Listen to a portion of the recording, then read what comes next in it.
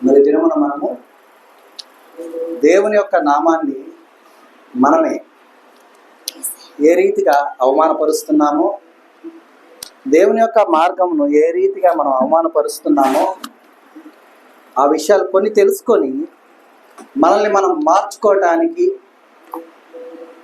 ఏ రీతిగా దేవుని నామాన్ని ఘనపరచాలో, ఏ రీతిగా దేవుని నామాన్ని మహిమపరచాలో అవి తెలుసుకొని మనము దేవుళ్ళు ఎదుగుటకు, ఫలించుటకు చాలిన జ్ఞానమును మనం దేవుని యొక్క కృప నుండి పొందుకున్నటకు ఈ దినమున కొన్ని లేఖనాన్ని మనము ధ్యానం చేసుకుందాం. మీకు వస్తుందా?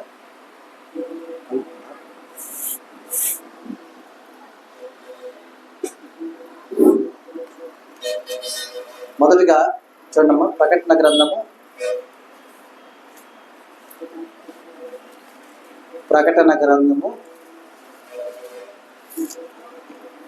12వ అధ్యాయము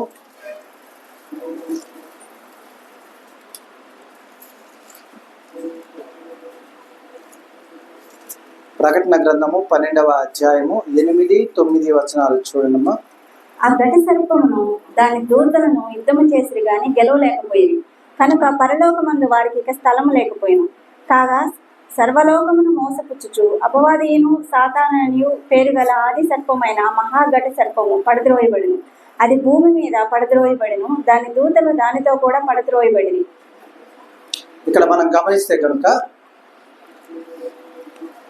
7వ వచనం నుంచి చూస్తే కనుక, అంతటా పరలోకమందు యుద్ధము జరిగెను. మిఖాయేలును అతని దూతలను ఆ ఘట సర్పముతో యుద్ధము చేయవలనని ఉండగా ఆ ఘట సర్పమును దాని దూతలను యుద్ధము చేసిరి గాని గెలవలేకపోయిరి కనుక పరలోకమందు వారికి స్థలము లేకపోయేను. కాగా సర్వలోకమును మోసపుచ్చుచు అపవాదనియు సాతాననియు పేరు గల ఆది సర్పమైన ఆ ఘట సర్పం పడద్రోయబడెను. అది భూమి మీద పడద్రోయబడెను, దాని దూతలు కూడా దానితో కూడా పడద్రోయబడెను. మరి ఇక్కడ మనం గమనిస్తే కనుక పరలోకమందు జరిగినటువంటి యుద్ధములో అపవాది ఓడిపోయి ఈ భూమి మీద పడద్రోయబడింది. అయితే ఆ భూమి మీద పడినటువంటి ఆ అపవాది ఏమి చేయుచు ఉన్నది చూడండి. సర్వలోకమును మోసపుచ్చుచు. ఏమా మనం అనుకుంటాం, మేమెందుకన్నా దేవుని నామాన్ని అవమానపరుస్తాం, మేమెందుకన్నా దేవుని యొక్క మార్గమును అవమానపరుస్తామని మనం అనుకోవచ్చు. ఎలా కారణం అవుతాం? మేము చెప్పేది దేవుని మాటలే కదా, మేము ఎవరితో పంచుకుంటే చెప్పేది దేవుని మాటలే. మరి ఆ మాటల్లో ఎక్కడ జరుగుతుంది అవమానం, ఎక్కడ జరుగుతుంది దూషణ అని మనం అనుకుంటూ ఉంటాం. కానీ మనలో నుండే అపవాది ఏం చేస్తూ ఉంది? మోసపుచ్చుచు మనల్ని మాట్లాడేలా చేస్తుంది. ఒక చిన్న ఎగ్జాంపుల్ ఒక దినమును మనం చెప్పుకున్నాం. ఏంటంటే ఒక దశమ భాగం విషయం చెప్పాం. మనం ఏమని చెప్పుకున్నామంటే, మా జస్ట్ ఎగ్జాంపులే చెప్తున్నా. ఒక ఆవిడ పాప ఇబ్బందుల్లో ఉంది, చాలా ఇబ్బందుల్లో ఉంది. ఆమె దశమ భాగం వేద్దామని దేవుని కోసం కొంత తీసి పెట్టుకుంది. ఇప్పుడు మరొక సహోదరి వచ్చి ఆడ ఉన్నప్పుడు ఆమె చెప్పింది, అమ్మా అసలు డబ్బులు చాలా లేదు, ఇంట్లో ఇన్ని అవసరాలు ఉన్నాయి, ఇన్ని అప్పులు ఉన్నాయి, దేవుడి కోసం దశమ భాగం తీశానమ్మా, అన్ని కష్టాల్లో కూడా అన్నప్పుడు ఆ సహోదరి చెప్పింది ఏమని, అమ్మా దేవునికి తెలుసు కదా నీ బాధ, నీ కష్టమైన దేవునికి తెలుసు కదా, నువ్వు తీసిన ఈ దశమ భాగం ఎంతో నువ్వు లెక్క రాసి పెట్టుకో, ఇది వాడేసుకో, తర్వాత నీ దగ్గరికి సమృద్ధిగా వచ్చినప్పుడు నువ్వు అంతా కలిపి దేవునికి ఇచ్చేయచ్చు కదా అప్పుడు అని చెప్పింది అనమాట. ఇప్పుడు ఈ సహోదరి చెప్పిన మాటల్లో ఏమైనా తప్పుందా? నీ అవసరత తీర్చుకో, దేవునికి తెలుసు కదా, తర్వాత నీవు దేవునికి చెల్లించు అని చెప్పిన మాటల్లో లోకపరమైన ఆలోచన విధానాన్ని కలిగి మనం చూస్తే ఏమైనా దేవునికి విరోధమైనటువంటి పదజాలం కానీ దేవునికి విరోధమైనటువంటి కార్యం కానీ అక్కడ ఉందా? కనిపిస్తుందా? లోకపరంగా చూస్తే కనిపిస్తుందమ్మా? కనిపించట్లా. కానీ తెలియకనే చేసిన పొరపాటు దేనికి కారణమైంది? ఆజ్ఞాతిక్రమానికి కారణమైంది. అవునా కదా? ఆజ్ఞ అతిక్రమమే కదా దేవుని దశమ భాగం ఇవ్వకుండా ఉండడం అంటే. అలాగే మనము దేవుని యొక్క లేఖనాల్ని మనం ప్రచురపరుస్తూ ఉంటాము. అయితే వాటిని ప్రచురపరిచే విధానములో కొద్దిపాటి లోపాన్ని కలిగి ఉంటే మనము ఆ లోపము నీ మీద ఏం చేస్తుంది? సాక్ష్యం పలుకుతుంది. ఇంకొక ఎగ్జాంపుల్ చెప్తున్నాం. ఇప్పుడు పరిశుద్ధ గ్రంథం అందు ఏముంది? మనం ఏమని అడగాలని రాయబడింది పరలోక ప్రార్థనలో? అయ్యా, నీవు మా రుణములు క్షమించిన ప్రకారము మేము కూడా మా రుణగ్రస్తులను ఏం చేయాలి? క్షమించేలా. అంటే మేము ఎట్లయితే వారిని క్షమించి ఉన్నాం మా రుణగ్రస్తుల్ని, మీరు కూడా మమ్మల్ని మా రుణాన్ని క్షమించండి అని మనము అక్కడ అడగాలి. అవునా? ఇక్కడ మనం ఏం చేస్తామంటే మనకు ఎవరన్నా ఇవ్వాల్సి ఉంటే మనం అస్సలు ఒప్పుకో, అరిచేస్తాం, గొడవ పడేస్తాం. కానీ మనం ఇవ్వాల్సి ఉంటే మనం అరుస్తాము, గొడవ పడతాము.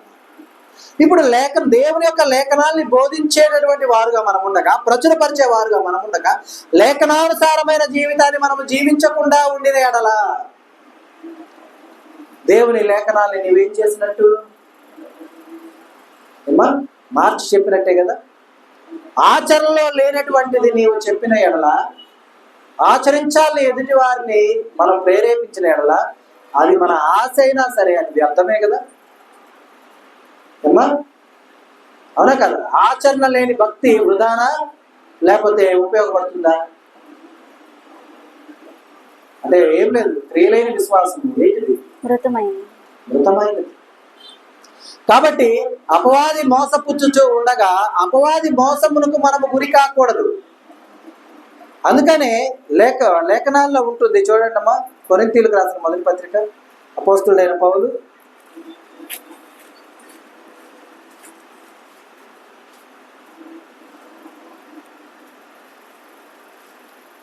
కొరింథీయులకు రాసిన మొదటి పత్రిక 15వ అధ్యాయము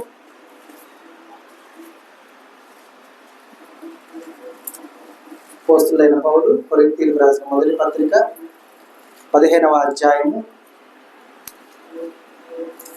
33వ వచనం చూడండి.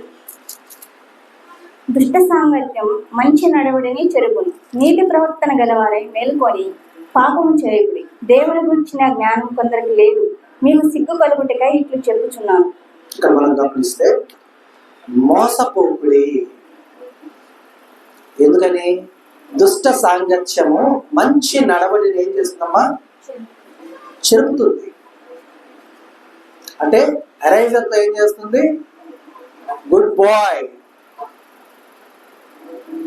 అని రాసి ఉందనుకోండి, ఏం చేస్తుంది? అక్కడ ముందున్న 3 అక్షరాలని తుడిపేస్తుంది. డి బాయ్ అని ఉందనుకోండి, అక్కడ ఏం చెప్పుకుంటారు? చెడ్డ వాళ్ళతో తిరుగుతూ ఉన్నారు. ఇతను మంచివాడే, ఇతను బాగానే ఉన్నాడు, ఇతను ఏ లోపము లేదు, ఏ పొరపాటు చేయట్లా, కానీ దుష్ట సాంగత్యం అయి ఉన్నాడు. కానీ ఇతని మీద వ్రాయబడ్డ పేరు గుడ్ బాయ్ అని వ్రాయబడ్డ పేరు. ఆ దుష్ట సాంగత్యం ఏం చేసిందంటే ముందు 3 అక్షరాలు తుడిపేసింది. అక్కడ డి బాయ్ కనపడుతుంది. తిరుగుతున్నది అంటే సహవాసం చేస్తున్నది దుష్టులతో. ఇప్పుడు ఆ డీకి ఏం పూర్తి చేసుకుంటారు? అంతేగా, బ్యాడ్ బాయ్ అని అంటారు. కానీ నువ్వు వాస్తవానికి ఎవరివి? మంచివాడివి. కానీ నీ సాంగత్యం ఏమై ఉన్నది? దుష్ట సాంగత్యం అయి ఉన్నది. మరి దుష్ట సాంగత్యం ఏం చేస్తుంది? మంచి నడవడిని చెరిపేస్తుంది. చెరిపేసినప్పుడు నీ మీద సాక్ష్యంగా ఏం పలుకుతారు? ఏమా, నీ దుష్ట సాంగత్యం చేసినటువంటి నీ దుష్ట స్నేహితులు ఎక్కడన్నా ఏదైనా అఫెన్స్ చేసి వచ్చేసారు, నువ్వు మంచివాడివే, నీకే పాపం తెలియదు. వాళ్ళు కూడా అదే మాట చెప్పారు, పాపం అతనికి ఏం తెలియదండి అన్నారు. కానీ లోకం పలికే సాక్ష్యము ఏం చెప్తుంది? వీడు కూడా వాడితోనే దిగినాడు. అఫెన్స్ చేసిన వాళ్ళు చెప్తున్నారు, సార్ పాపం వాడికి ఏం తెలియదు, వాడు అసలు లేడని. కానీ లోకం ఏ సాక్ష్యం చెప్తుంది? వీళ్ళంతా ఫ్రెండ్స్. వీడి మంచి ఎటు పోయింది? ఎందువల్ల పోయింది? వీడియో తప్పు చేశాడా? ఏం చేశాడు? తెలిసి తెలియక స్నేహం చేశాడు. ఆ స్నేహం ఏం చేసింది? దుష్ట సాంగత్యమైంది. అందుకని దేవుడు చెప్పాడు, మోసపోకుడి.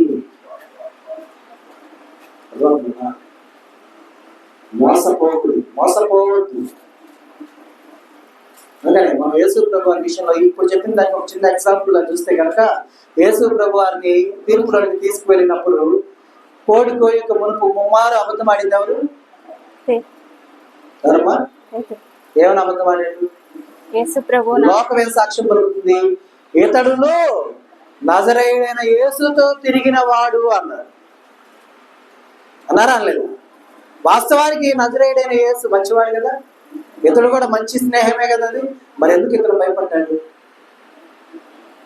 అక్కడ దుష్ట సాంగత్యం కాదే, కానీ లోకం ఏం చేసింది? యేసు ప్రభు వారిని పట్టబడ్డప్పుడు ఆయన ఏమైనా నేరం చేశాడేమో అనేటటువంటి మనం ఇప్పుడున్నటువంటి మీడియా తరహా ఆలోచనతో, అపోహలతో వారు కూడా ఉండగా, అక్కడ కనపడ్డటువంటి యేసు ప్రభు వారి శిష్యుడిని చూసి వీడు కూడా అతనితో తిరిగేవాడే అనగా, లేదు లేదు ఆయన ఎవరో నాకు తెలియదు అని చెప్పిన వాడుగా. అర్థమైందా? అంటే లోకం చెప్తుంది మన గురించి సాక్ష్యం. మంచి స్నేహితులతో ఉన్నవాడు తప్పు చేసినా కూడా తప్పు వాడు చేయలేదని చెప్తుంది సాక్ష్యం. దుష్ట సాంగత్యము చేసిన వాడు ఏ తప్పు చేయకపోయినా కూడా వాడు కూడా చేసి ఉంటాడు అని చెప్తుంది సాక్ష్యంలో. మరి ఆ సాక్ష్యం నీ మీద మోపబడి ఉండగా, నిన్ను కన్న నీ తండ్రి, నిన్ను కొన్న నీ తండ్రి, నీ కొరకు రక్తము వెలగా ఇచ్చిన నీ తండ్రి, నీ రక్షకుడు తల దించుకుంటారా, తల ఎత్తుకుంటారా? ఏం చేస్తారమ్మా? అంతే కదా. ఎందుకని? నీ వల్ల ఎవరు అవమానపడుతున్నారు? మన వల్ల ఎవరు అవమానపడుతున్నారు? తండ్రి అవమానపరచబడుతున్నారు. అంటే ఈ మాటలు నేను చెప్తున్నాను అనుకుంటున్నారేమో, పరిశుద్ధ గ్రంథమే వివరిస్తుంది. మనం అనుకోవచ్చు, అన్నేది ఈరోజు ఇట్లా చెప్తున్నాడు, మేము ఏం చెప్తున్నాం, మేము పర్ఫెక్ట్గా ఉన్నాం కదా, మేము ఎక్కడ పొరపాటు చేస్తున్నాం. ఈ మాటలు నేను చెప్పట్లా, పరిశుద్ధ గ్రంథం చెప్తుంది. ఉపమానాలు మాత్రమే నేను చెప్తున్నా, ఎగ్జాంపుల్స్ మాత్రమే నేను చెప్తున్నా. కాబట్టి మనము మోసపోకూడదు. మనల్ని మనం ఏం చేసుకోవాలమ్మా? స్వపరిశీలన చేసుకుంటూ ఉండాలి మనం ప్రతి విషయంలో. అర్థమైందా? ఎందుకంటే చూడండి, రోమా పత్రిక, అపోస్తులైన పౌలు రోమిలకు రాసిన పత్రిక, ఎన్ని పత్రికలు రాశాడమ్మా? రోమిలకు ఎన్ని రాసిన పత్రికలు? ఒకటేనా? మొదటిదా రెండోదా నన్ను అడుగుతాను. చూడండి, 2వ అధ్యాయము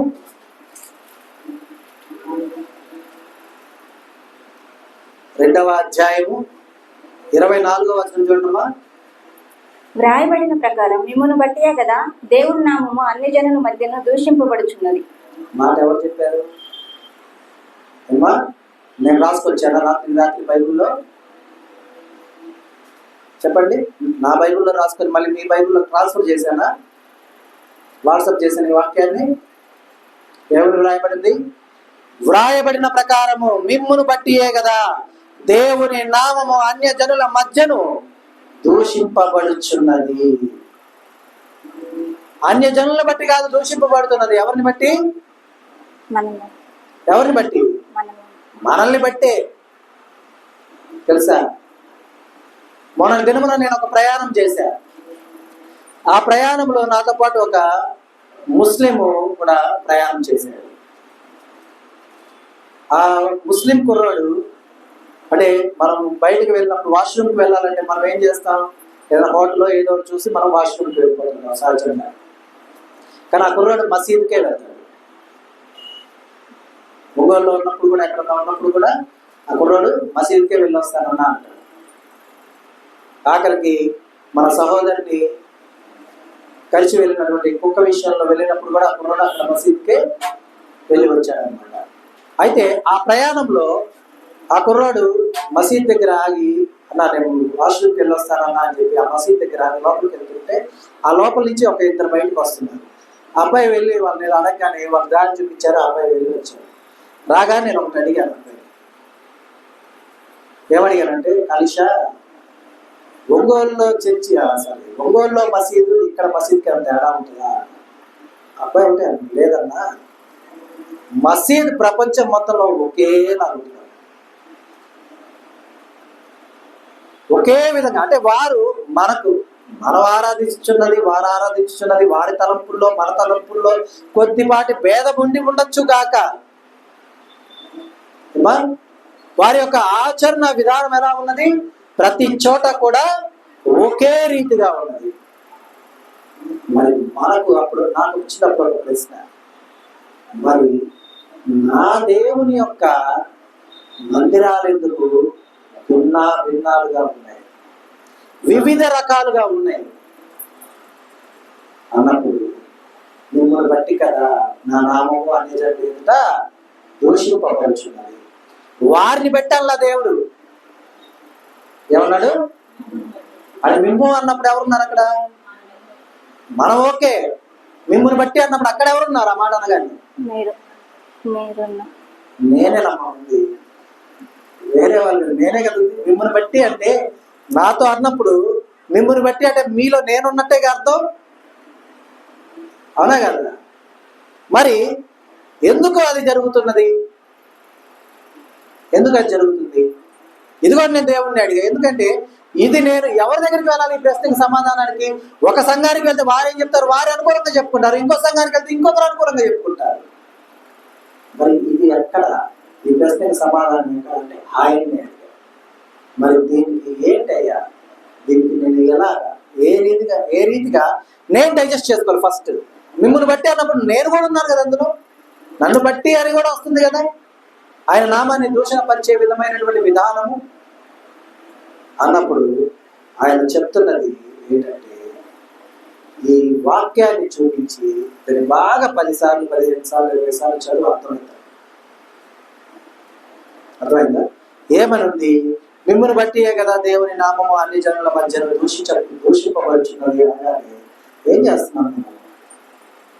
బాగా ఆలోచించండి. ఏం చేస్తున్నాం? వాళ్ళని డిగ్రేడ్ చేస్తున్నాం. మనం డిగ్రేడ్ చేయట్లా. ఊరికి ఒక ఎగ్జాంపుల్ చెప్పుకుంటే కనుక, వాళ్ళు మనం క్రిస్మస్ రోజున కేక్ కట్ చేసుకొని కేక్ తీసుకెళ్ళగానే వాళ్ళు వద్దు అంటారా? తీసుకుంటారా? తీసుకుంటారు కదా.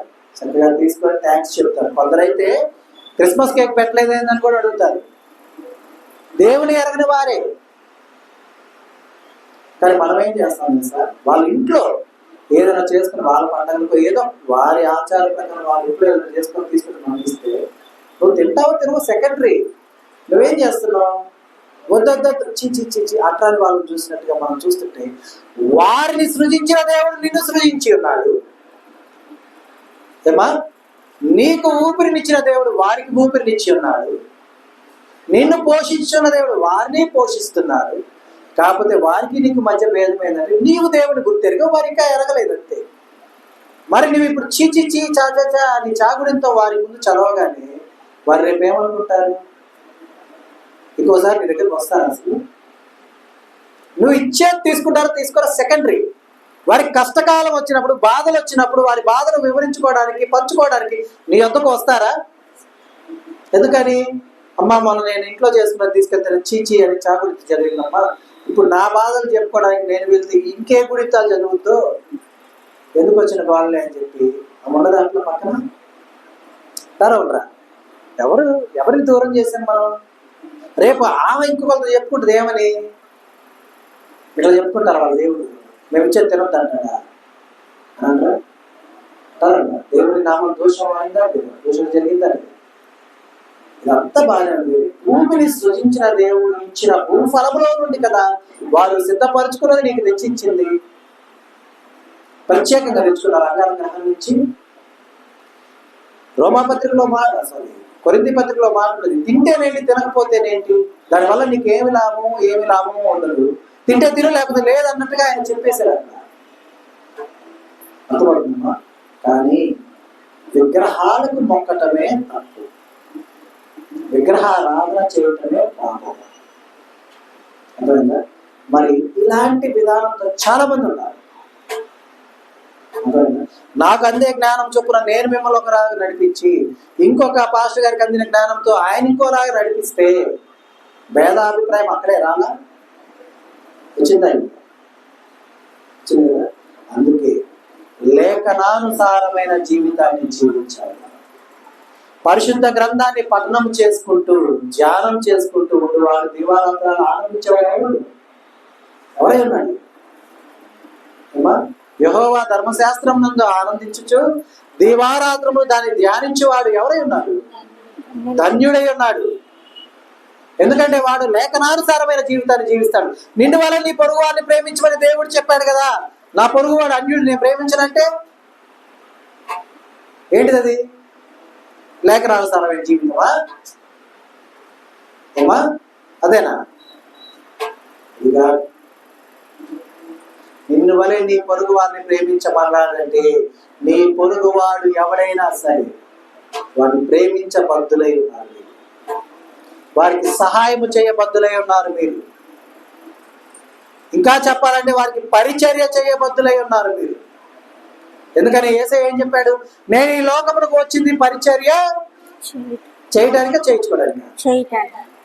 మనుష్య కుమారుడు ఈ లోకమునకు వచ్చినది పరిచారము చేయుటకే కానీ పరిచారము చేయించుకోవడానికి కాదు. మనం మాత్రం మనుష్య కుమారుడి కన్నా గొప్పవాళ్ళం.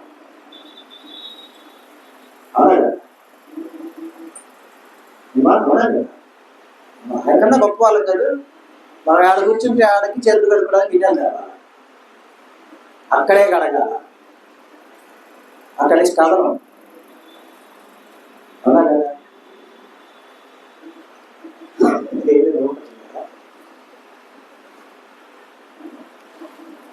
మనం అంటే ఇక్కడ మిమ్మల్ని అనట్లేదు. దేవుడి నామం ఎందుకు దూషింపబడుతుందో దానికి ప్రధాన కారణం ఎవరై ఉన్నారంటే దేవుడు అన్నాడు కదా, మిమ్మును బట్టి అని. అంటే అక్కడ అర్థం ఏంటంటే మీ సేవకులను బట్టి అని అర్థం. అక్కడ నాతో అన్నాడు కాబట్టి. అదే విశ్వాసులతో అంటే విశ్వాసులను బట్టి అని.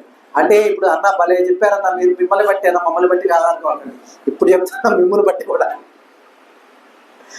మళ్ళీ సేవకులను బట్టి అట్లే మమ్మల్ని బట్టి కాదంట, మేము ఇలాగే జీవిస్తాం అనుకోవాలండి. ఓకేనా? కాబట్టి గమనించాలి, మనం చేసే ప్రతి పని కూడా ఏమవుతుంది? లిఖితమవుతూ ఉంటుంది. ఈ మధ్య కాలంలో ఒక సినిమాలో ఒక పాట ఉంది, ఏ కన్ను చూడదనా, లేకపోతే ఎవరు నిన్ను అంటే గమనించరానా, నువ్వు చేసే క్రియలు, నువ్వు చేసే కాలకృత్యాలన్నీ అనేవి ఒక పాట ఉంది. ఆ పాట నిజంగా మనలో కూడా మనం ఇంప్లిమెంట్ చేసుకోవాలి. ఆ పాటని నన్ను ఏ కన్ను చూడదనా, నేను చేస్తున్నది నా ఇష్టానుసారంగా అనేటువంటి ఆలోచించుకోవాలి మనం. ఎందుకంటే మన గురించి యేసయ్య మనల్ని వెనక పెట్టుకుంటాడేమో, అయ్యా పాపం తెలియదులే, వాడు ఏం చేస్తాడు, రా వెనకాల దక్కన రా ముందుకు రా అని చెప్పి మన కాలర్ పట్టుకుని లాక్కొస్తాడు ముందుకి. అర్థమైందా? కాబట్టి జాగ్రత్తగా ఉండాలి. వ్రాయబడిన ప్రకారము దేవుని నామము అన్యజనులు ఎదుట దూషింపబడుతున్నదంటే కారణం ఎవరు? మా పాస్టర్ గారు, మా సంఘటన. వాళ్ళు చెప్తేనే కదా మేము ఫాలో అవుతున్నాం. ఏమా పండెందుకు తిన్నామా ఆదాము అనగానే నేను ఏడ తిన్నానయ్యా, అవి ఇచ్చింది, నువ్వు ఇచ్చావే సాటైన సహాయకురాలని. ఆమె ఇవ్వకపోయినా బాగుండేదిగా. ఇక ఇట్లా తిరుగుతాడు అనమాట. నువ్వే ఇచ్చావు, ఇదంతా నీదే బాధ్యత. అందుకే యేసయ్య వచ్చాడు. నాదే కదా తప్పు, నేనే కదా. నరుడు ఒంటరిగా ఉండటం మంచిది కాదని, వాడు ఏకాకిగా ఉంటాడు, వాడికి సాటైన సహాయం కావాలని నేను వాడి మంచి కోరితే వాడేం చేశాడు? నేనేమి చేయలా, ఇది నువ్వు ఇచ్చావే నాకు సాటైన సహాయకురాలు, అది ఇచ్చింది నేను. అసలు దేవునికి మనం వేసే కౌంటర్లు ఆయన నోరు కూడా ఎత్తకుండా చేస్తాం కాదా? ఇంకా ఆదాం ఎక్స్ట్రీమ్ నెక్స్ట్ లెవెల్లోకి వెళ్ళి ఏమనగలదు తెలుసా? మేబీ అదే ఉంటాడేమో, మనకు తెలియదుగా. అంటే ఇప్పుడున్న మన జనరేషన్ లో ఉన్నటువంటి మన మైండ్ సెట్ కనుక ఆ రోజున ఆదాముకుంటుంటే ఏమనేవాడు తెలుసా? అసలు ఎందుకయ్యా నువ్వు ఆ చెట్టును పెట్టేవాడా? ఈ తప్పు నీదే, నువ్వే పెట్టింది అక్కడ. ఎందుకంటే ఒకే రకమైన సంఘటన జరిగింది అనుకోండి, రెండు భిన్నమైన పదాలు వస్తాయి బయటికి. ఒకరు వచ్చి గ్లాసుని కాలుతో దాన్ని చూసుకోకుండా ఏడెవరు పెట్టిందన్న, ఇంకొకరు కాలుకి అదే గ్లాస్ తగిలి ఆడే తగిలితే చూసుకొని కదా నడిచేదాన్ని. ఇప్పుడు అక్కడ ఉన్న గ్లాస్ తప్ప, మొదట చూడని వాళ్ళు తప్ప, తర్వాత చూడని వాళ్ళు తప్ప, ఆలోచన విధానం. ఎందుకంటే మంచి చెడ్డల తెలివి నుంచి వృక్ష ఫలమును తిన్న తర్వాత మనిషి వసపిట్ట కన్నా కూడా నసపిట్ట అయిపోయాడు. అదేనమ్మా, ఈ రోజుల్లో అంటే పిల్లలకి వసతి ఆపితే కడుపు నొప్పి తగ్గితే వాళ్ళేమో మాటలు వస్తాయి అంటారు. వాస్తవానికి అది కాదు. మంచి చెడ్ల తెలివించి వృక్షఫలాన్ని నరుడు ఎప్పుడైతే తిన్నాడో వాడు వసపిట్ట కాకుండా నసపిట్ట అయ్యాడు. నువ్వు చేసిన పని ఏంటంటే చాలా మాట్లాడుంటాడు ఆదాము.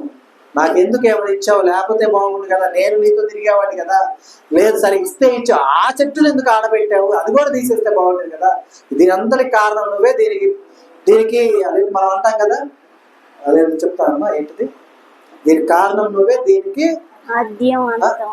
బాధ్యత, దీని బాధ్యత కూడా నీదే. నిజంగా అది అన్నవాళ్ళమే మనం. కాబట్టి తనకు తానుగా వచ్చిన యేసయ్య మన మీద మోపబడిన సమస్తము ఆయన భుజముల మీద వేసుకొని ఆయన సంతోషంగా నా ఆత్మను అప్పగించుకోవచ్చు.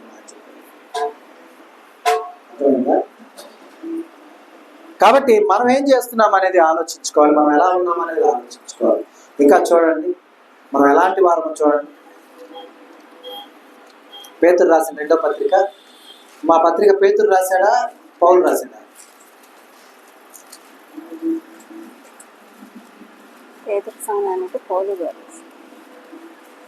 పేతురు రాసిన 2వ పత్రిక 2వ అధ్యాయము 2వ వచనం చూడండి. మరియు అనేకులు వారి పోకిరి చేష్టలను అనుసరించి నడుతురు, వీరిని బట్టి సత్య మార్గం దూషింపబడును. మరియు అనేకులు ఏం చేస్తున్నారు? వారి పోకిరి చేష్టలను అనుసరించి నడుతురు, వీరిని బట్టి సత్య మార్గం ఏమైపోతుంది? ఏమవుతుందమ్మా? ఇంకా తెలియదా? సత్య మార్గం ఏమవుతుంది? దూషింపబడుతుంది. బోయ్ భలే నడిచావులే నువ్వు అంటారు కదా. ఎవరు మా పొద్దున్న లేస్తే ప్రార్థన ప్రార్థన ప్రార్థన అంటుంది, ఎవరు ఎట్లా మాట్లాడుతున్నారు. పాతకాలంలో ఉన్న సూర్యకాంతం కూడా చాలు దేవుడు బిడ్డలు నోరెత్తితే. లోకస్తులు అస్సలు పనికిరారు. ఎందుకంటే వాళ్ళకున్న భయం ఏముండదంటే చుట్టూ నలుగురు చూస్తారు, వాళ్ళ భయం. వీళ్ళకి ఆ భయం లేదు. నా దేవుడు చూస్తే చాలని అనుకుంటారు. పక్కన వాళ్ళతో నాకేం పని, నా దేవుడి ముందు నేను నిరపరాధిగా ఉంటే చాలు. పక్కన అసలు నాకు లోకంతో సంబంధం లేదన్నా, లోకం అయింది నాకేమో పెట్టిందా అంటారు. కానీ వాస్తవానికి ఏమి దూషించబడుతుంది? నిన్నెవరేమన్నారు? మీరు అంటారా? ఎవరిని అంటారు? దేవుడు అంటారు. చూడమ్మా చర్చికి బాగుంది, ఇదా నేర్పించింది చర్చిలో, ఇదా నేర్పించింది అంటారు. అదే నేర్పిస్తారు చర్చిలో. నిజం చెప్పాలి, చర్చిలో అమ్మా నేర్పిస్తారు. ఒకరిని దూషించమని, ఒకరిని బాధ పెట్టమని, ఒకరిని ఇబ్బంది పెట్టమని చర్చిలో నేర్పిస్తారు. పోనీ నేను ఎప్పుడు నేర్పించాను మీకు? నన్ను అన్నారు, ఇదేనా మీ పాస్టర్ మీకు నేర్పించిందని. నన్ను అంటే నాతో కాదు, ఇంకొకరిని అన్నారు. వాళ్ళని అసలు దేవుళ్ళలోకి నడిపించింది, తీసుకెళ్ళింది, బాప్తిసం ఇచ్చింది, మొత్తం కర్త కర్మక్రియ అంతా నేనే. వారి వల్ల వచ్చిన ప్రతిఫలం కూడా నాకే. ఇదేనా మీ పాస్టర్ నేర్పించింది అన్నారు.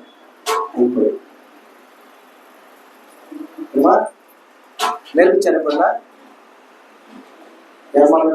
అంటే వెంటనే కత్తులు తీసుకెళ్ళమని చెప్పాను. చెప్పానా? చెప్పలేదా? చూడండి. కాబట్టి అనేకులు వారి పోకిరి చేష్టలను అనుసరించి నడుపుతారు. దానివల్ల ఏమవుతుంది? సత్య మార్గము దూషింపబడుతుంది. అసలు నిజంగా ఎంత బాధాకరమైన విధానం ఉంది సార్. మనం సత్య మార్గమును ఎందుకు వాళ్ళని సంచరింప చేయాలని చూస్తున్నాం? వారు సంతోషకరమైన జీవితాన్ని జీవించడం, ఆనందంగా వాళ్ళు ఉంటారు. మరి మన పోకిరి చేష్టల వలన ఆ సత్య మార్గమే కనుక దూషింపబడితే ఉపయోగం ఉందా? నాకు క్రికెట్ అంటే చాలా ఇష్టం తెలుసా. క్రికెట్ కోసం నేను చాలా చదువు కోల్పోయాను, చాలా కోల్పోయాను. కాలు చేతులు విరిగిపోయింది, చాలా జరిగింది. ఎట్టి పరిస్థితుల్లో క్రికెట్ వదిలేవాడిని కాదు, ఆడుకుంటా ఉండేవాడిని. టైం సండేస్ అట్లా ఆడేవాడు. దేవుళ్ళకి వచ్చాక కూడా దాదాపు 5-6 సంవత్సరాల క్రికెట్ సండే ప్రేయర్ ఆడుకున్నాను కదా. తర్వాత ఇక ఇప్పుడైతే వెళ్ళబుద్ధి కావాలి అసలు. ఎందుకంటే క్రికెట్కి వెళ్తాం, బాగానే ఉంది, ఆడతాం, ఆటే.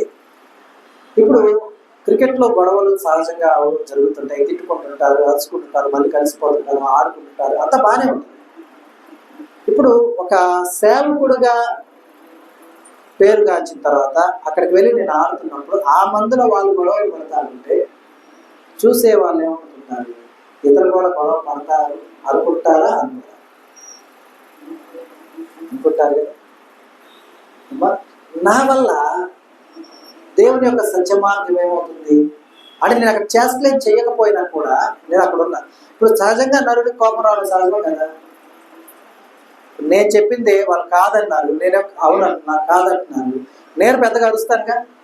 ఎన్నిసార్లు చెప్పాను కరెక్ట్, ఇది రాంగ్, ఇది రైట్ అని నేను పెద్దగా అరుస్తాను, వాళ్ళు పెద్దగా అరుస్తారు. కానీ దూరం నుంచి చూసే వాళ్ళకి ఏముంటుంది, వీళ్ళు మాట్లాడుకుంటున్నట్టుంటుందా, పోట్లాడుకుంటున్నట్టుంటుందా? మరి నన్ను బట్టి దేవుని యొక్క సత్య మార్గం ఏమైపోతుంది, దూరం నుంచి చూసే వాళ్ళకి పొత్తులు చేస్తలే కదండి. అవునా కదా. అందుకు క్రికెట్ని వదిలేశారు. కానీ మిగతా వాళ్ళు ఏమైనా అనుకుంటారేమో, దెబ్బలు తగిలిన కాబట్టి క్రికెట్ వదిలేశాడు, చెవి పగిలిపోతేనే క్రికెట్ ఆడుతారు. క్రికెట్లో దెబ్బలు తాగడం సహజం. అర్థమైందా? అంటే ఇక్కడ నేను చెప్పదలుచుకుంది ఏంటంటే, మనకు ఇష్టమైనది ఏదో ఉంటుంది, ఆ ఇష్టాన్ని మనం విడవలేక మనం తీసుకునే చిన్న చిన్న నిర్ణయాలు, పొరపాట్లు అవేం చేస్తున్నాయి అంటే దేవుని యొక్క నామాన్ని అవమానపరుస్తుంటాయి. ఆయన సత్య మార్గమును ఏం చేస్తున్నామా, దూషింపబడే విధంగా ప్రేమిస్తూ ఉంటాయి. కాబట్టి మనం చాలా జాగ్రత్తగా ఉండాలి. మనం అసలు ఎవరిని మనం ఎన్నుకున్న దేవుడు ఎంత గొప్పవాడు తెలుసా. మనం చేసిన పొరపాటు కూడా ఆయన మీద వేసుకున్నాడు. ఇందాక అన్నాను కదా, ఆదాము నువ్వు ఆ చెట్టే పెట్టకపోతే నేను అసలు తినేవాడినే కాదుగా, అసలు నువ్వు ఆ స్త్రీనే ఇవ్వకపోతే అవి నాకు పెట్టేది కాదుగా, అది తప్పు నాదే కదా అని దేవుడు ఏం చేశాడు, ఆ తప్పును కూడా ఆయన మీద వేసుకున్నాడు.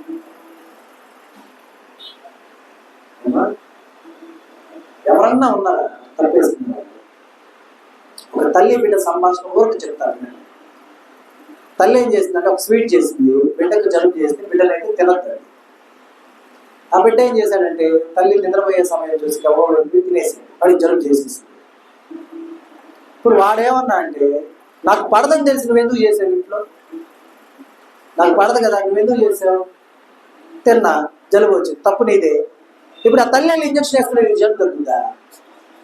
కానీ నీ కొరకు మరణము అనేది సంప్రాప్తమైనగా ఆ మరణాన్ని పొందుకొని జీవాన్ని ఇచ్చాడు. ఆయన తల దించుకున్నాడు. ఒకవేళ ఆదాం కాదు, మనమే అడుగుతాం ఆ ప్రశ్న ఏమని. మన ఒక ఆయన అడిగాడు కదా, అసలు నన్ను ఎందుకు పుట్టించాలి నువ్వు అని. అసలు నన్ను పుట్టకుండా ఉంటే అసలు నేను పాపం చేసేవాడిని కనుక, పాపం చేయకుండా ఉంటే నువ్వు రావాల్సిన పని లేదు కదా. ఇతను ఎవరు పుట్టించారు? ఆదామును దేవుడు సృజించింది, ఆదాము సంతతి వారుగా మనం వచ్చినాం. అలాగే మనలో ఉన్నటువంటి మంచి జ్ఞానవంతులు నువ్వెందుకయ్యా మంచి చేయాలి దేవుడు చెప్పాడు అంటారు అమాయకంగా. కాబట్టి గమనించాలి, మనమే దేవుని నామాన్ని అవమానపరిచేవారుగా ఉన్నాం, మనమే సత్య మార్గాన్ని దూషింపబడే విధంగా చేసేవారుగా ఉన్నాం. కాబట్టి గమనించాలి. అలాగే చూడటమ్మా, తీతుకు రాసిన పత్రిక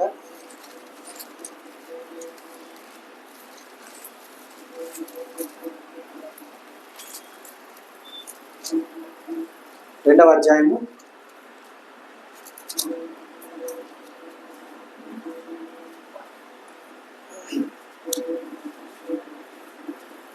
'అపోస్తలుడైన పౌలు తీతుకు రాసిన పత్రిక 2వ అధ్యాయము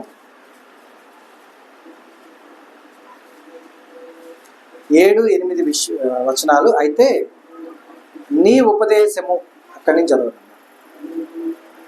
నీ ఉపదేశము మోసము లేనిదిగాను, మాన్యమైనదిగాను, నిరపేక్షమైన హితవాక్యముతో కూడినదిగాను ఉండవలెను. దాసులైన వారు ఎలా ఉండాలి మన ఉపదేశము? కుయుక్తితో ఉండాలి మన ఉపదేశం, కన్నింగ్గా ఉండాలి మన ఉపదేశం. కానీ ఇక్కడ ఏం దేవుడు చెప్తున్నారు తెలుసా, నీ ఉపదేశము మోసము లేనిదిగాను. అవునా? అలాగే ఎలా ఉండాలి? ఎలా ఉండాలి?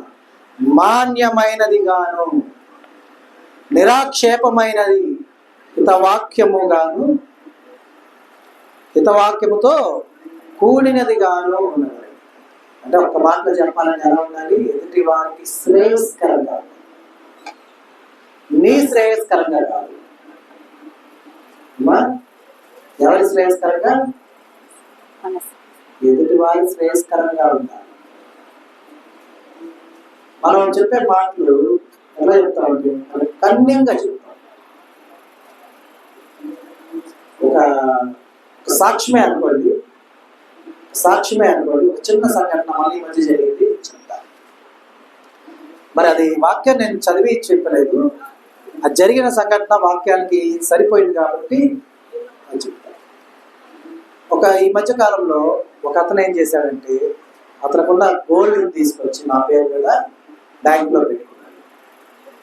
ఓకేనా? అతను ఏమన్నాడంటే తర్వాత, నాకు డబ్బులు సరిపోవట్లేదు, ఆ గోల్డ్ తీసి అమ్మేద్దామన్నా.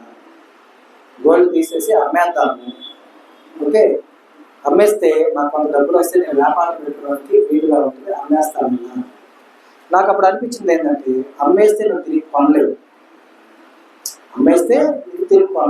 ఇప్పుడు నువ్వు అమ్మాలనుకుంటే దాని మీద నీకు ఎంత వస్తుంది? ఒక 40,000 వస్తుంది, అందులో నుంచి రావట్లా. 40,000 వస్తుంది అమ్మేస్తే, అతనికి అంతకు మించి రాదు కదా. తాకట్టు 2,50,000 పెట్టుకున్నాడు అతను బ్యాంకులో. ఇక అతను అమ్మితే ఇంకో 40,000, 3,50,000 వస్తాయి.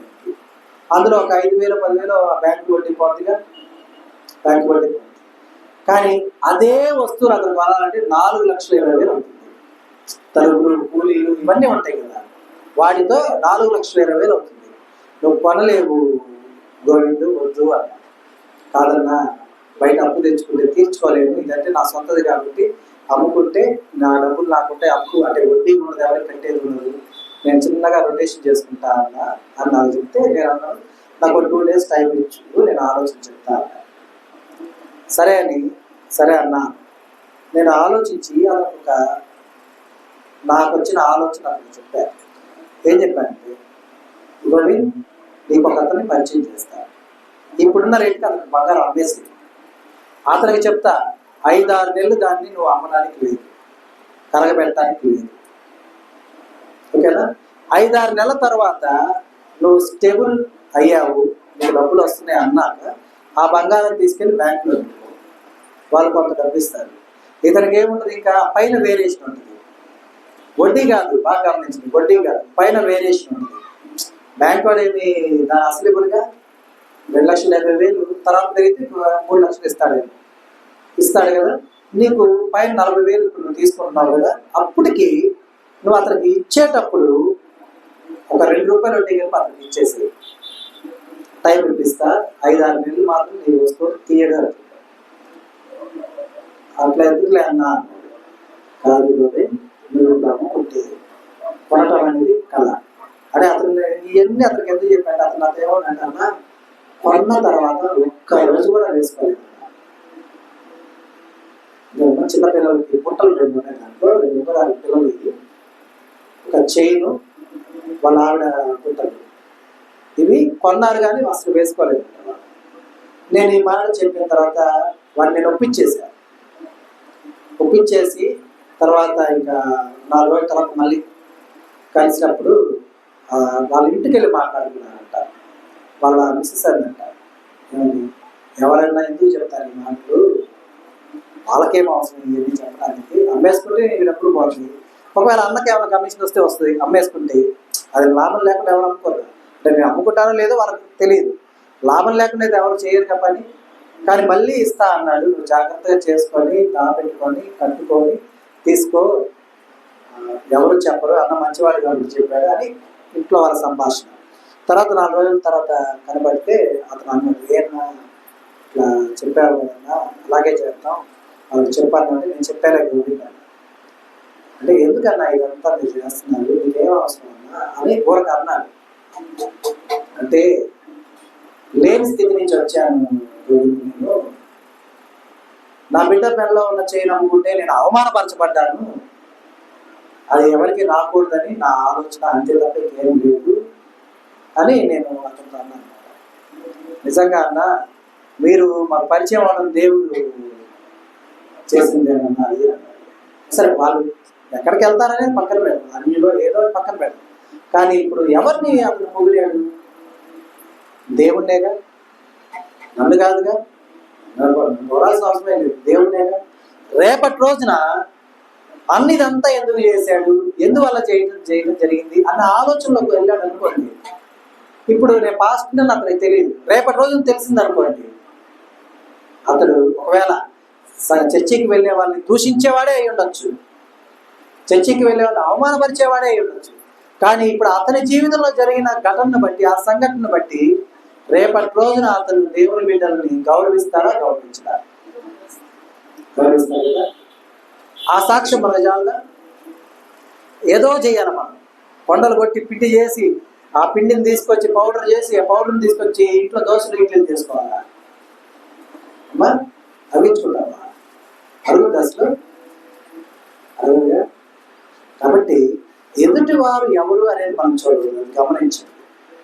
వారు ఎవరైనా కావచ్చు, వారు ఎవరై ఉన్నారు? నా దేవుని హస్తకృత్యమై ఉన్నారు. ఎందుకంటే దేవుడు ఏం చెప్తాడమ్మా? నిన్ను నా అరచేతుల్లో చెక్కుకున్నాను అని చెప్తున్నాను. నిన్ను అంటే ఇది నాతో చెప్తున్నాడు, నిన్ను అంటే నేను ఒక్కనేనా? ఆ గోవిందు కూడాగా, వారి బిడ్డలు కూడాగా, అతని భార్య కూడా కదా, అందరు కదా, అవునా కదా? కాబట్టి ఇక్కడ మనం ఎవరు ఏంటి అనేది చూడకూడదు. ఒక మాటలో చెప్పాలంటే, అతనికి ఇదంతా చెప్పడానికి ముందు తెలిసింది జస్ట్ నేనేం క్యాస్ట్ని నేనేమి చేయట్లేదు. అతనికి ఇదంతా చెప్పే ముందు అంటే 2 రోజుల ముందు నాకు అతని క్యాస్ట్ అదంతా ఖాళీ చెప్పాడు. వాళ్ళు కుటుంబకులు వాళ్ళు. సరే ఎవరైతే మనకి ఏంటి? మనిషిగా, అవునా కదా? ఎవరు వాళ్ళని సృజించింది? నా దేవుడేగా. వాళ్ళు తక్కువ వాళ్ళు లేకపోతే ఎక్కువ వాళ్ళు, ఈ తారతమ్యాలు చూడమని నా దేవుడు మనల్ని భూమి మీద కొట్టింది. ఆయన పనిని మనం ఏం చేయడానికి? తొడగొట్టించడానికి, మన విశ్వాసాన్ని మనం కాపాడుకునేటప్పుడు, మంచి పోరాటమును మనం పోరాడాలి, అంతే కదా. కాబట్టి మనం గమనించాలి, ఎందుకంటే మనం చేసే హితబోధ అది శ్రేయస్కరమైనది ఉన్నది. పోనీ నా దగ్గర ఆ 40,000 ఉన్నాయి అనుకోండి, నేనే ఆ 40,000 అక్కడికి ఇచ్చాను కదా, బంగారం నాదేగా. ఒక 5,000 10,000 మిగిలితే మిగలవా? సరే ఇప్పుడు అమ్మలా రేటు పెరిగాక అమ్ముకున్నా లాభం దాకా కదా,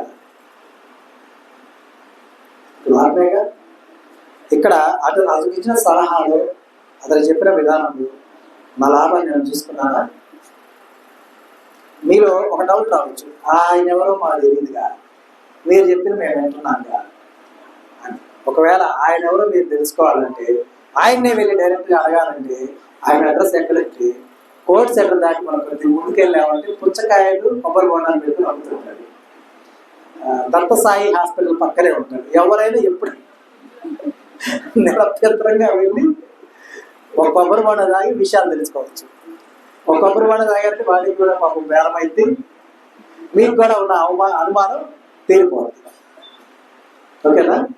సరే, ఏదైనా కానీ కాబట్టి మనం చెప్పే ఉపదేశం ఎలా ఉండాలంటే శ్రేయస్కరమైనదై ఉండాలి, మోసపూరితమైనదై ఉండాలి. అదే మనం అనుకోవచ్చు, నేను ఎక్కడ మోసం చేస్తున్నాను? ఈ విషయంలో నిజంగా మన సంఘ కాపరి హెప్సిబా నేను చాలా ఒప్పుకోవాలి, మనం విధానాన్ని ఒప్పుకోవాలి. ఎందుకంటే ఇన్సూరెన్స్లో కావచ్చు, లేకపోతే ఇంకా విడివిడి కంపెనీస్లో కావచ్చు, నేను జాబ్ చేసేటప్పుడు నేను వచ్చి అమ్మతో చెప్పాను, అమ్మ సంఘం ఇంతమంది ఉన్నారు కదా, ఒక్కొక్కరితో పాలసీ చేయించినా, ఒక్కొక్కరితో అప్లికేషన్ రాపించినా వాళ్ళకు కూడా ఉపయోగం కదా, వాళ్ళకి ఉపయోగమే కదా, మరి చెప్పొచ్చు కదా, నేను చెప్పేదా అనేవాడిని. అప్పుడు నేను దేవుడికి రాను అనేవాడిని. అంటే మమ్మల్ని ఒకటే మాట్లాడేది, ఏమనేది తెలుసా? నీ వ్యాపారము సంఘంలోకి తేవద్దు, బయటైనా సంఘస్థులతో చేయవద్దు. ఎందుకు? ఏమో ఒకవేళ దాంట్లో ఏదైనా మోసపూరితమైనది ఏదైనా ఉండి ఉండొచ్చు. నా వల్ల ఇప్పుడు నన్ను మీరు ఎవరు ఏం చూస్తారు? ఈయన శ్రీకాంత్, ఈయన ఎవరోలే అని చెప్పి చేస్తారా? పాలసీ చేస్తే సంఘ కాపరిని చూస్తారు, మా సేవకురాలి యొక్క కొడుకు అంటారు. రేపు నేను చేయకపోవచ్చు, కంపెనీ మోసం చేయొచ్చు ఏదో ఒక విషయంలో. మీరు ఎవరిని అంటారు? చూడమ్మా వాళ్ళని నమ్మితే వాళ్ళు చూడు అట్లా చేశారు అని అంటారా అంటారా? మేము అనము అనే వాళ్ళు నిజంగా ఉన్నారు. ఏదో ఒక సందర్భంలో ఆలోచన వస్తుంది. కాబట్టి మనం సలహా ఇచ్చేదైనా, మనము ఉపదేశము చేసేదైనా చాలా జాగ్రత్తగా ఉండాలి. ఇందాక మనం ఫస్ట్లో ఒక ఉపమానం చెప్పుకున్నాం, దశమ భాగం విషయం.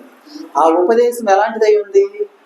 ఆజ్ఞ అతిక్రమం అయ్యేదైనప్పుడు అది మోసపూరితమైన ఉపదేశమే కదా, అవునా కదా? కాబట్టి మనం చాలా జాగ్రత్తగా ఉండాలి. అందుకే దేవుడు చెప్తాడు, పాము వలె ఎలా ఉండాలి? మనం పారిపోతూ ఉండాలి, వివేకం కలిగి ఉండాలి. అంతేనా? పాము వలె పారిపోవాలా? ఎలా ఉండాలి? వివేకముగా ఉండాలి. పావురం వలె నిష్కపటం కలిగి, మొత్తంలో దాక్కోకూడదు. అది అనుకునేది బయట కనబడేదాన్ని చూడదు ఎప్పుడు కూడా. పావురం వలె నిష్కపటంగా ఉండాలి. అర్థమైందా? కాబట్టి అలా ఉన్నప్పుడు, ఆ రీతిగా ఉంటూ అదే విధంగా మనం జీవించినప్పుడు అదేమవుతుందో చివరిగా చూడమ్మా, సామెతల గ్రంథము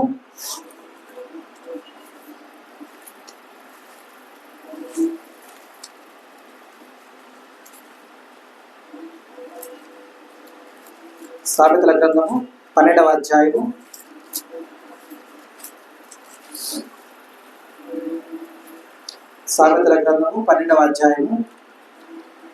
28వ వచనం చూడండి. భక్తిహీనులు పాడై లేకపోదు. 12:28. నీతి మార్గమునందు ఏం కలదమ్మా? జీవము కలదు. దాని త్రోవలో ఏం లేదు? మరణమే లేదు. జీవ మార్గములో, నీతి మార్గములో ఏముంది? జీవం. నీతి మార్గమును అనుసరించేవాళ్ళు. మళ్ళీ మనం అనుకుంటాం ఎవరి పాయింట్ ఆఫ్ వ్యూలో వాళ్ళు చేసేది కరెక్టే కాదు. నీ మాటకి ఎవరైనా అగ్రెషన్ చెప్తారా? ఎవరి పాయింట్ ఆఫ్ వ్యూలో వాళ్ళు చేసేది కరెక్టే.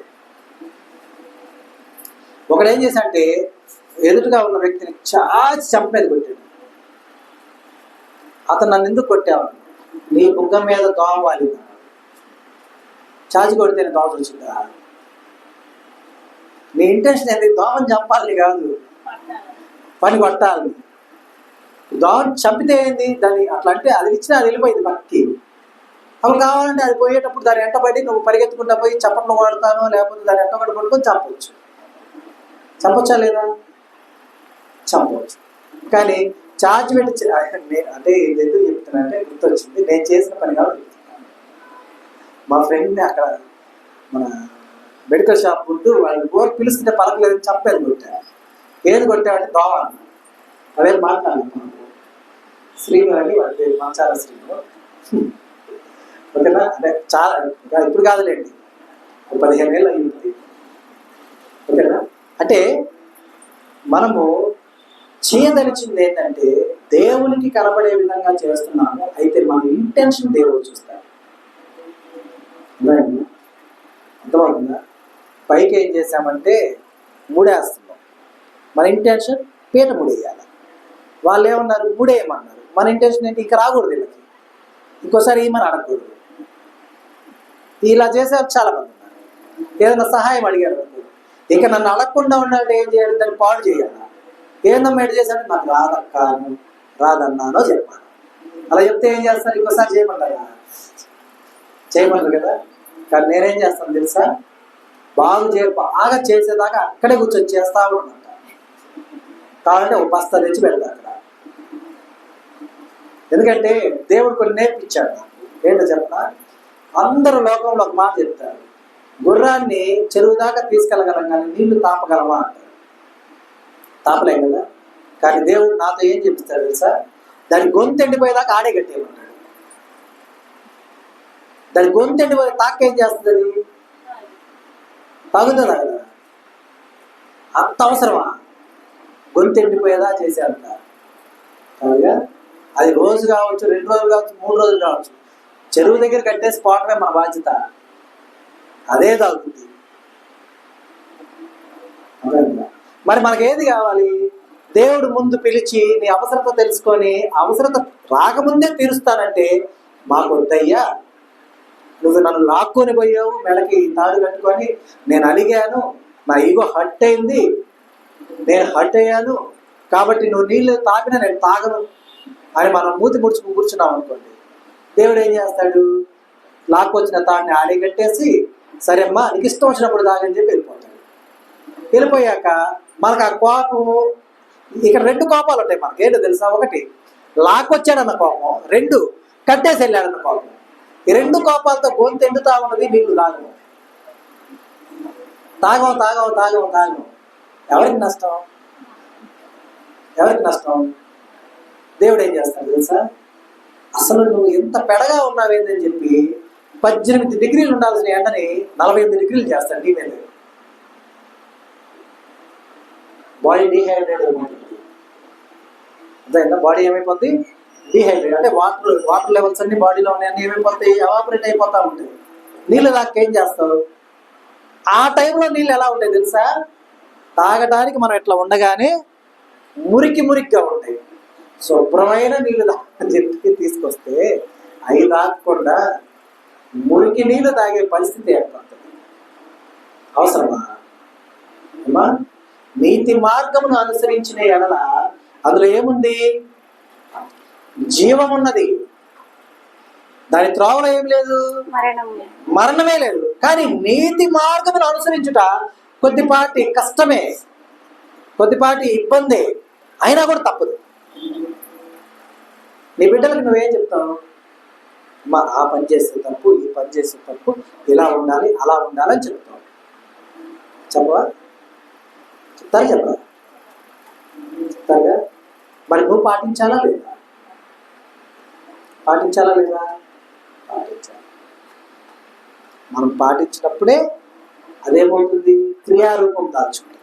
ఎప్పుడైతే క్రియారూపంలో ఉందో ఎదుటివారు, అంటే మనం ఆచరిస్తున్నాం కాబట్టి ఎదుటివారు కూడా ఆచరిస్తారు. కాబట్టి మనం ఆచరించవలసిన మార్గం ఏమై ఉంది? దేవుని యొక్క సత్య మార్గమును దూషించే విధమైన మార్గమై ఉంది. మన చేష్టలు పోకరి చేష్టలుగా ఉండాలి. మనల్ని బట్టి అన్యులు దేవుని నామాన్ని అవమానపరచాలి. అంతే కదా? అంతేనా? కాదు కదా? ఎలా ఉండాలి? నా దేవుని నామము నా క్రియల వలన గణపరచాలి. నా దేవుని నామము నా ఆలోచనల వలన గణపరచాలి. నా దేవుని నామము నా నడక వల్ల గణపరచాలి. గణపరచబడిన నామము స్థిరపరచబడాలి. ఎందుకంటే మీ అందరికి తలా ₹1,00,000 ఇచ్చేశారనుకోండి. అబ్బా మా అన్న ₹1,00,000 ఇచ్చాడు, మన ఎంత మంచోడు అని చెప్పి కూర్చొని తిన్నారనుకోండి, ₹1,00,000 కరిగిపోవడానికి ఎంత టైం పడుతుంది? కరిగిపోయిందిగా.